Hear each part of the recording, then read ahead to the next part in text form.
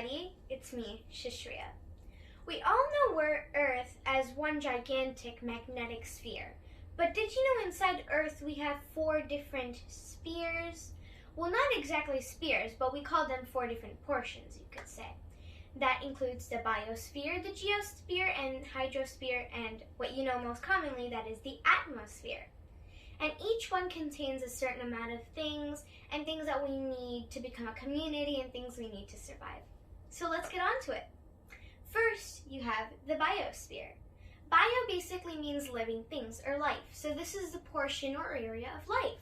That includes anything that's living. That means the fish, the shark, the animals, the mammals, all those kind of things, and obviously the human civilization.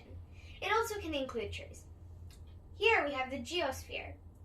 Now the geosphere is basically the non-living things, but you could also say the solid things.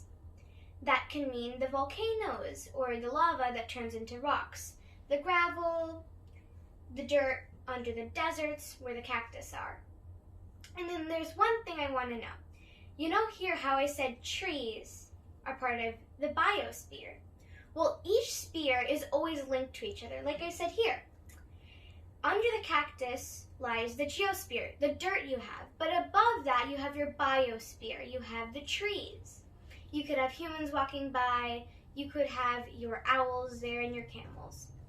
Next, we have our hydrosphere. Hydro means water, and hydro you're probably really familiar with. The hydrosphere includes all types of water. That includes sleet, hail, the snowmen, the glaciers, the iceberg, or just the normal water that you drink every single day. And last but not least, we have the atmosphere. The atmosphere is basically the air that's invisible, or the air that you breathe that you could see in the cold weather. Now that can include carbon dioxide, oxygen, helium, the steam, the smoke, but there are also other parts that I have mentioned here. That includes the troposphere, the exosphere, the mesosphere, the stratosphere, and last but not least, you have your thermosphere. And those are the extra 5 layers here. Now these are just the most common type of spheres, but you also have your other smaller ones like these 5 here, but you also have your lithosphere. Under the atmosphere around the Earth, under the crust, you have your lithosphere, which we could say is that area that we live on.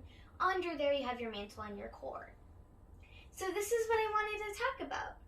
The 4 spheres, not many people know about, but without them, human civilization and many things would be here. Then keep in mind that each one of them is linked. You see, without air and water, animals and living things wouldn't survive.